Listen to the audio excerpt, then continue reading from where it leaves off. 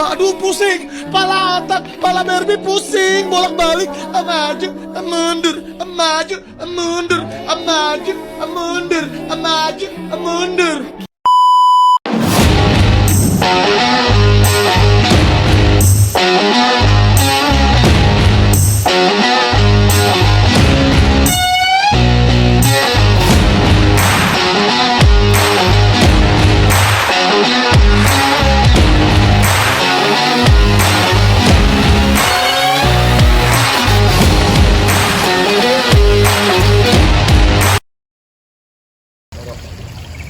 Halo teman-teman. Perkenalkan, kami dari kelompok 15 Praktikum Lab Dasar-Dasar Oceanografi. Kami akan menayangkan kegiatan seputar praktikum. Menyaksikan.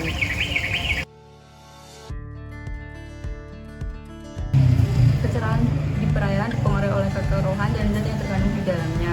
Presentasi cahaya yang masuk dipengaruhi oleh beberapa faktor, yaitu kurangnya intensitas cahaya matahari dan kekeruhan air.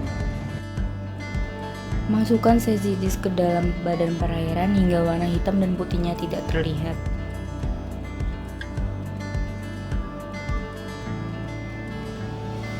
Kemudian tarik sesi disk sampai warnanya terlihat jelas dan catat panjang tali yang masuk sampai batas keping seci. Kemudian ukur.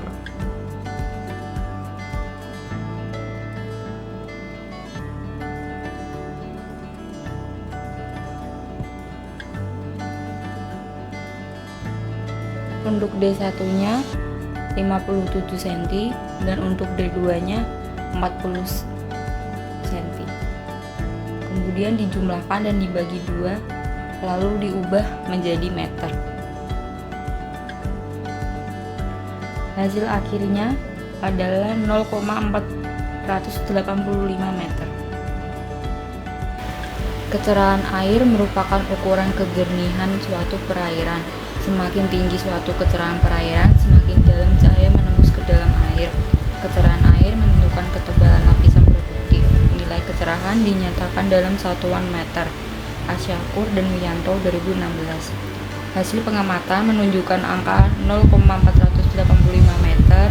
Hal ini tidak sesuai dengan keputusan Menteri Negara Lingkungan Hidup tahun 2004 tentang baku mutu air laut untuk biota laut, yaitu kecerahan perairan lebih dari 5 meter.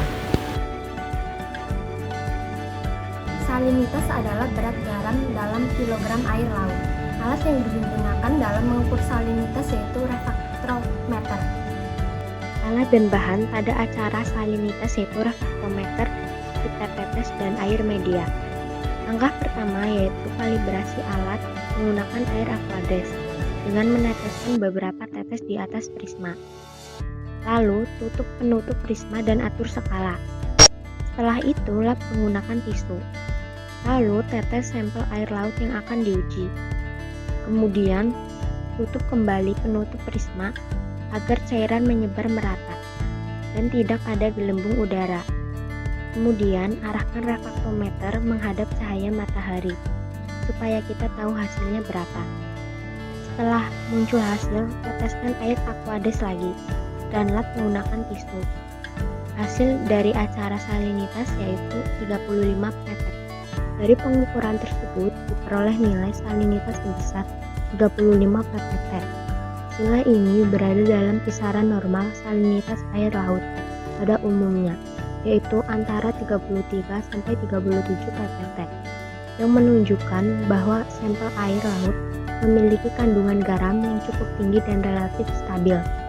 Kondisi ini mengindikasikan bahwa lokasi pengambilan sampel berada cukup jauh dari pengaruh air tawar, seperti muara sungai, serta lebih mendekati karakteristik air laut terbuka.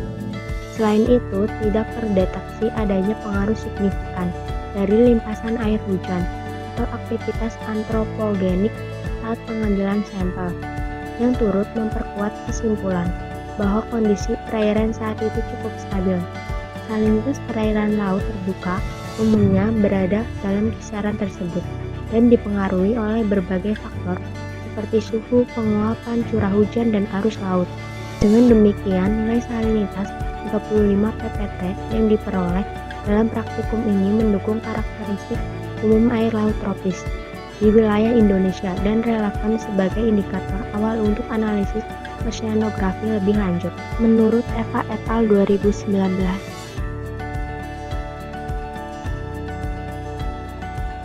Parameter fisika kimia merupakan salah satu pengukuran yang dipakai dalam menentukan kualitas air.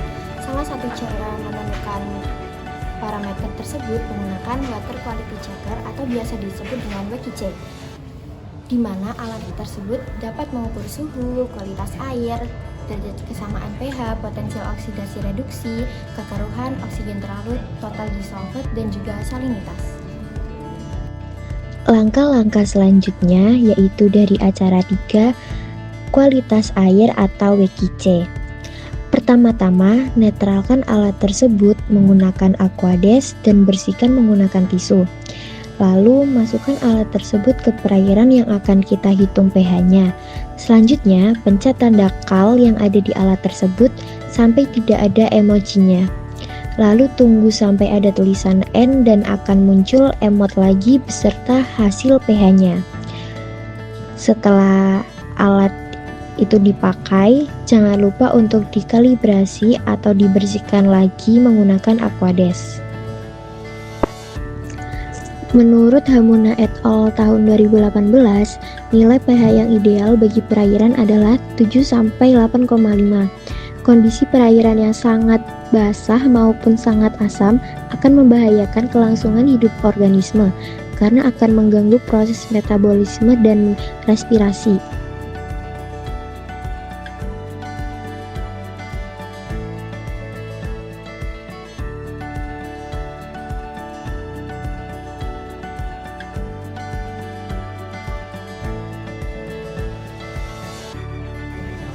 GPS atau Global Position System adalah sistem navigasi yang menggunakan satelit dan berfungsi untuk menunjukkan koordinat atau posisi yang akurat.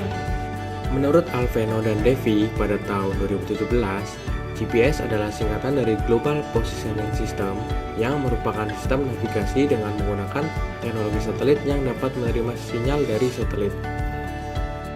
Bagian-bagian dan fungsi GPS. Yang pertama ada antena, yaitu berfungsi untuk menangkap dan memperkuat sinyal yang dipancarkan oleh satelit GPS. Yang selanjutnya ada on-off key, yaitu berfungsi untuk menyalakan dan mematikan GPS. Yang selanjutnya ada zoom in dan zoom out, yaitu untuk memperbesar dan memperkecil peta atau map pada layar GPS. Yang selanjutnya ada find, yaitu berfungsi untuk membuka menu pencarian pada GPS. Yang selanjutnya ada mark position, yaitu berfungsi untuk menandai tempat di mana kita berada atau waypoint. Yang selanjutnya ada quit atau back, yaitu untuk kembali ke menu yang Anda sebelumnya pilih. Yang selanjutnya ada enter, yaitu untuk memilih OK atau yang Anda pilih. Yang ada menu, yaitu untuk membuka pilihan menu yang ada di GPS. Yang selanjutnya ada page, yaitu untuk mengakses halaman utama dari GPS. Cara kerja GPS. Pertama, pastikan baterai terpasang dengan benar. Lalu, cari posisi yang lapang agar GPS mendapatkan sinyal dari satelit. Icon satelit akan muncul jika GPS sudah mendapatkan sinyal yang cukup. Gunakan tanda panah untuk berpindah ke berbagai halaman dan menampilkan informasi yang berbeda.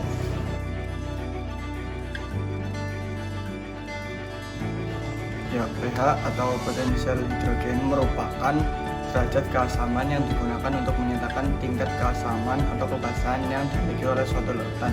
Nah, pH sendiri di bagian netral ini itu di angka 7. Apabila kurang dari 7 itu merupakan asam, dan jika lebih dari 7 itu adalah basa.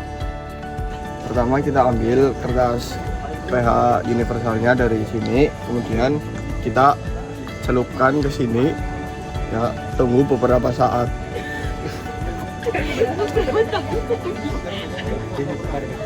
Oke, kita tarik, terus kita amati. Nah, caranya seperti ini. Samakan warna kertas ini dengan parameter universal yang ada di kotak ini. Oh iya, salah. Kita samakan warna mana yang paling mendekati. Nah, jika dilihat berarti warna 7. Ya, dengan pengukuran pH yang dilakukan saat praktikum menunjukkan hasil yang didapat yaitu 7, yang berarti pH tersebut netral. Nah, kenapa bisa netral? Dikarenakan kualitas air itu bergantung terhadap kondisi lingkungan sekitarnya. Apabila pH tersebut netral, berarti kondisi lingkungan dari air tersebut yang diambil berarti kondisi lingkungannya baik dan atau bagus, tidak tercemar oleh limbah-limbah kimia seperti limbah pabrik, tekstil, dan lain sebagainya. Kemudian parameter fisika dan kimia air juga mendukung perubahan pH seperti kadar oksigen, kadar karbon, salinitas, suhu, dan lain sebagainya. Nah, jika untuk diminum, air yang baik itu memiliki kandungan pH antara 6,5 hingga 8,5. Ini sesuai dengan baku mutu air sungai dan sejenisnya, yaitu di antara 6 sampai dengan 9. Sekian dari kelompok kami, terima kasih. Jangan lupa like, comment, dan subscribe. Bye.